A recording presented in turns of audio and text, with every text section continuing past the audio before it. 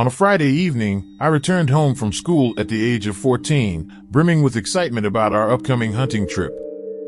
My love for hunting was especially deep when it came to the ranch in Alice, Texas, where I'd been going since I was 4, and it held countless cherished memories. Joining me on this adventure were my grandpa, my dad, and a few others, including the ranch owner's family. Our bags were packed, and we were raring to go, as it was the start of deer season, my personal favorite. The thrill of spotting a majestic deer right before your eyes is truly magical, and, of course, the act of taking the shot. While some argue that hunting is wrong, I held a different belief, especially when the game was intended for consumption. We arrived at the ranch around 10 p.m., and the darkness of the night enveloped the vast 300-acre property. The campsite, a quaint, old shack roughly the size of a typical bedroom, offered electricity but wasn't the grand cabin most hunters preferred. It did, however, have small beds, though one time we found a massive snake shed in one of them during my childhood, and from then on, we preferred sleeping in a tent. Our camp was nestled amid woods with a small field ahead, slightly smaller than a football field, which we used for dove hunting. After unloading our gear, we sat around the campfire, sharing jokes and stories when we were suddenly jolted by an eerie scream. It was unlike anything I'd ever heard, resembling a distorted, hybrid cry, seemingly not too far away. The men among us were clearly unnerved, their anxiety evident in their eyes.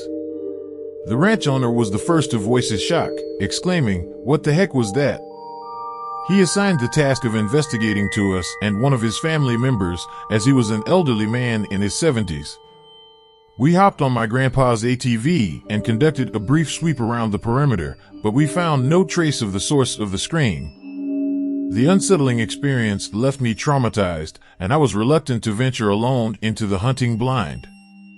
As all seasoned hunters know, the key is to be in the blind before dawn, invisible to the deer. I opted to sleep in the tent, a loaded gun within arm's reach. The disturbing scream continued to echo in my mind, haunting me. When the alarm rang, I readied myself for the day's hunt. Despite the fact that dawn was just an hour or two away, I couldn't shake my fear of being alone in the darkness. My grandpa dropped me off at the hunting blind with his ATV before leaving. My dad was already in position. My grandpa, being a no-nonsense individual, simply left me in the darkness, expecting me to navigate to the blind by myself. I cautiously ascended the ladder and began feeling my way to my destination. As I settled into the blind, I waited for the first rays of daylight to pierce the darkness. However, after 20 minutes, it remained shrouded in darkness, and that's when I spotted something on the trail. My vision was limited, prompting me to use a night vision sight gifted to me by my uncle. Anticipation coursed through me as I peered through the sight, expecting a grand deer. What I witnessed still sends shivers down my spine to this day.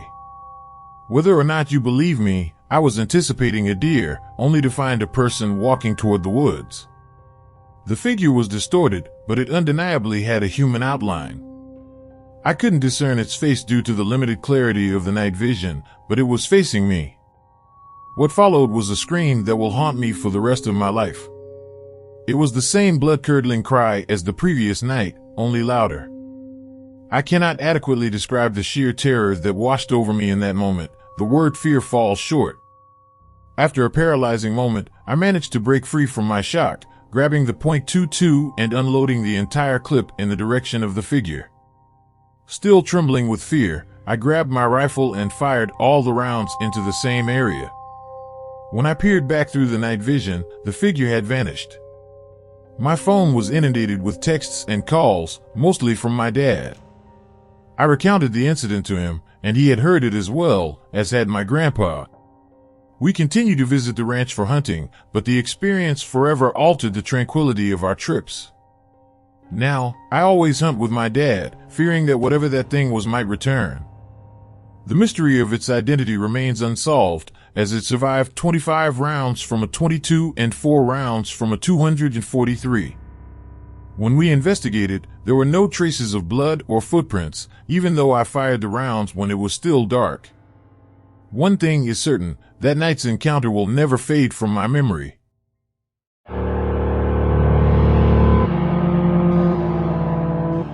Every hunting season, I make my way to Maine for an annual hunting trip, opting for an Airbnb rental due to the infrequency of my visits. Buying a property for just one yearly excursion wouldn't be feasible for me. Besides, I'm no expert and continue to hone my skills. While I used to accompany my uncle in past years, his declining health has led me to venture out solo lately. My most recent hunting trip took place last year in 2022. I drove up to Maine after work on a Friday evening, navigating the dark, silent roads to reach my secluded cabin Airbnb located near a national park. Upon arrival, I followed the owner's instructions, finding the key hidden under the doormat. The cozy cabin was a welcome sight, with the heat already turned up, a necessity in the chilly November weather. This particular Airbnb offered cable and Wi-Fi, enabling me to set an early morning alarm for my hunting expedition at dawn, the prime time to spot deer or, if I was lucky, a moose. The next morning, I wasted no time and set out into unfamiliar territory, taking cover behind a fallen tree, a makeshift blind. While I was waiting for the right moment, I suddenly heard a voice behind me. Startled, I turned to find a man with gray hair who appeared surprisingly youthful for his age. His tone was angry as he asked me why I was there.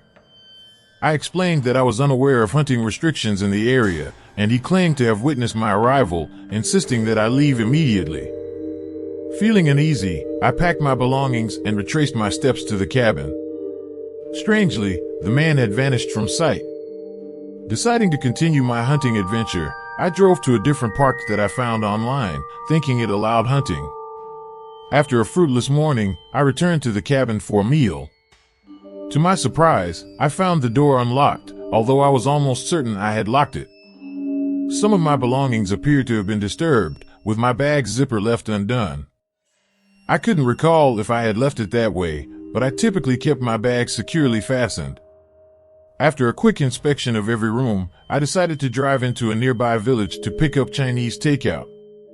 Upon my return, I ate my meal and took a nap before heading back to the park in the evening. However, luck didn't favor me that day, and as darkness fell, I packed up and returned to the cabin. I cooked dinner and watched an old black and white movie, reflecting on the unlocked door and the disturbed belongings. As I transitioned to the bedroom, preparing to fall asleep while watching another movie, I entered a half-awake state when a distinct sound of a door clicking open jolted me. I saw the closet door slightly ajar, which completely woke me up. The previous odd occurrences now seemed less coincidental. Armed with my .75, I turned on the bedroom light and aimed my weapon at the closet, demanding the intruder to come out or face consequences. When the closet door gradually swung open, shock coursed through me as the older man from earlier in the day emerged, his displeased expression transforming into a sinister grin, a missing front tooth visible. I warned him not to move and reached for my cell phone to call 911. Thankfully, I had reception, and I informed the sheriff's department about the situation, maintaining my armed position. The arrival of the sheriff's deputies felt like an eternity, during which the intruder expressed his frustration with people like me for disrespecting the local parks. Uncertain about his motives, I focused on silencing him.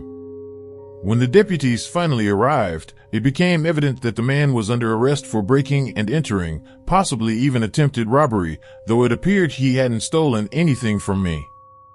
He claimed the door was merely unlocked, and the Airbnb host supported this, expressing concerns about his own belongings rather than apologizing for the distress I had endured.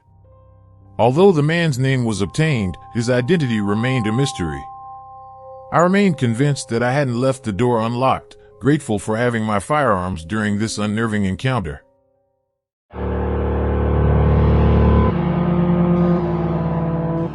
I was just 16 years old when this incident occurred. It marked my inaugural deer hunting season with my family, specifically my father, my cousin, and me. To set the scene, my hunting blind was situated 2 miles south of my father's stand, which in turn was positioned 9 miles southwest of our camp. We had driven a four-wheeler about 100 yards from my father's stand, leaving me with a considerable walk to reach my own spot. Living in northern Michigan, I knew that the winter months meant swift and early darkness. It was around 4 p.m. when the cold started to creep in, prompting me to close up my tent. I had a .243 rifle with a pink camo cover and a strap to hang it off my back.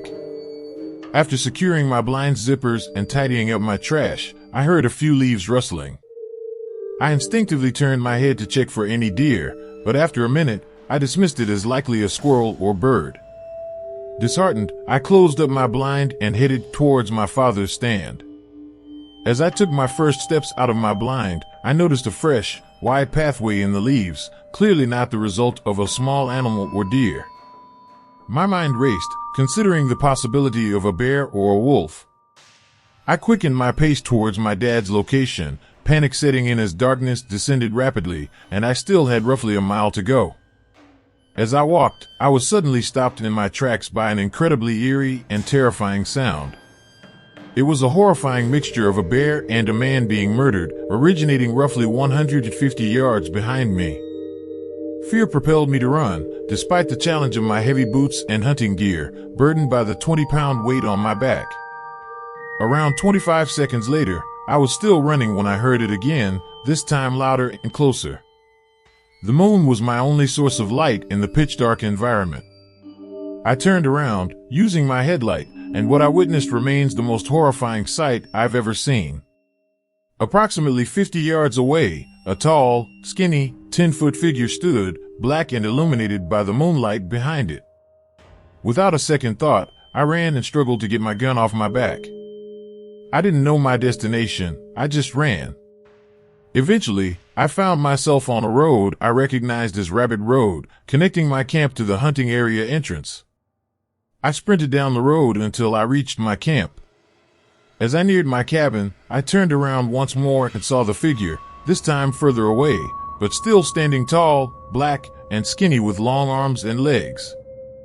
Exhausted and terrified, I reached my cabin steps and vomited from the physical and emotional strain. I passed out shortly after. I woke up to the sound of my father's four-wheeler approaching the cabin driveway. Tears welled in my eyes as I ran to him, embracing him tightly. I quickly recounted the harrowing experience of running nonstop. He was initially skeptical, but as he saw the desperation in my eyes, his expression changed. That night and for weeks afterward, I couldn't sleep.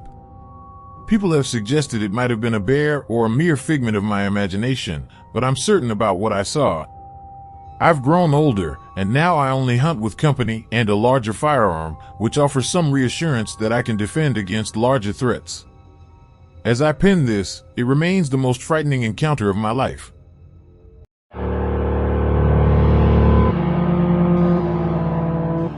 In the autumn of 1987, at the age of 22, I embarked on a hunting trip in the woods, a place where I had always felt safe and at peace. I had never encountered anything that truly scared me in the wilderness, unlike the bizarre incidents that often occurred in my line of work as a lineman for a small town in West Kentucky. Working for a municipal utility company required me to wear many hats, including handling utility disconnects, a task that was never enjoyable but necessary. Crazy situations were not uncommon in that line of work, but they never seemed to spill over into the woods, where I enjoyed my two main hobbies, hunting and fishing. Back in those days, finding a great hunting spot was as simple as asking landowners for permission. Many of them welcomed the idea of having the deer population thinned out, as these creatures wreaked havoc on their young soybean crops. This part of Kentucky was coal country, and the legacy of strip mining in the 1950s had left vast tracts of land unsuitable for building or farming, making them open for hunting. The year was 1986, and it was bow season in Kentucky, a time I cherished. I decided to hunt in an area I held dear, a place I'll call CUN Ridge. This remote area featured a mix of broken farmland and dense woods. I chose to walk the 3/4 of a mile to my hunting spot rather than unloading my three-wheeler. I carried my summit climbing stand, bow, and a fanny pack containing essentials like a knife and flashlight. My journey led me through a cornfield, which had not yet been harvested, forcing me to follow the lanes left by farmers for their equipment. The field, rectangular in shape, sloped upward toward the top, where I intended to enter the woods. I navigated through a thicket of blackberries, eventually finding a game trail that took me deeper into the woods. After setting up my climbing stand in a suitable tree and ascending to a height of about 20 feet, I was ready to begin my hunt. I had always enjoyed observing nature, with deer hunting serving as the perfect excuse to immerse myself in the wilderness. As a lineman, I had no fear of heights, so I would often perch myself as high as I could. On this particular day, I was about 20 feet up when the canopy started obstructing my view. As it neared 5:30 p.m., I settled into my stand, arrow nocked, and prepared to remain in my position for an extended period to avoid spooking nearby deer. To make it easier to find my permanent stands at night, I had added reflective tape along the trail. This day, however, I was in an unfamiliar location for a night hunt. As I began descending from my stand around 8 p.m., I heard something approaching. It sounded like a deer moving through the thicket, but I couldn't catch a glimpse of it. With a nearly full moon illuminating the woods, my view remained relatively clear from my elevated vantage point. I felt confident in my ability to shoot accurately up to 15 yards, even though it was past shooting hours. I decided to start my descent. However, as I lowered myself, the sound of a deer crashing through the underbrush reached my ears. It seemed that a deer had spotted my slow descent, and I quickly secured my stand and bow. I then turned on my flashlight as I prepared to navigate the woods at night. The forest had a different aura at night, and using a flashlight could make it feel downright foreign. Although it's not too unsettling in a mature forest with minimal undergrowth, I found myself in a thicket this time. I tried to locate the trail I had taken earlier but couldn't. It was almost 9 p.m., and I was eager to exit the woods, so I began picking my way through the thicket, keeping the moon on my right shoulder. Finally, I emerged from the thicket into the field, about 25 yards from my entry point. As I stood there, extracting thorns from my hands and legs, I believed my adventure was over. Surveying the area under the pale moonlight, I noticed something peculiar. When I initially walked in, there was nothing on the trail. I hadn't heard the sounds of equipment or ATVs, so I was taken aback by the sight before me. A massive, 6-foot-tall and 6-foot-wide figure stood in the middle of the trail, approximately halfway up the field. It was my only way out, and without hesitation, I began walking back toward the trail, turning my attention to whatever stood there. As I moved closer, my unease deepened. It was 9:15 p.m., and the temperature was dropping. Nobody should have been out here at this hour, let alone in the middle of nowhere. I walked purposefully, picking up an arrow from my quiver as my knife remained with my three-wheeler. The figure didn't budge, nor did it make a sound. I marched toward it with determination, covering a distance of 200 yards, all the while thinking that this obstruction was real. As I drew nearer, I could discern the figure more clearly. It was two individuals standing side by side, and this revelation sent a chill down my spine. The night was bitterly cold, and their presence was eerie. I was now only 20 yards away from them, and I realized they were a young man and woman, possibly in their early 20s. I kept walking, expecting some reaction from them, but they remained motionless, not even turning their heads. Crossing the creek and moving another 100 yards brought me back to my truck. Although I felt a sense of relief, I remained cautious as I approached it. It seemed as though someone might be waiting to ambush me. I cautiously observed my vehicle for about 3 minutes before finally approaching it. Everything appeared normal, so I drove away. Nevertheless, the strange encounter left me feeling like I was being watched whenever I ventured into that area to hunt. As a result, I decided to stop going alone and never parked off the main gravel road again. I never discovered the identity of those two young people or who had punctured my tires, but something odd was undoubtedly transpiring in those woods.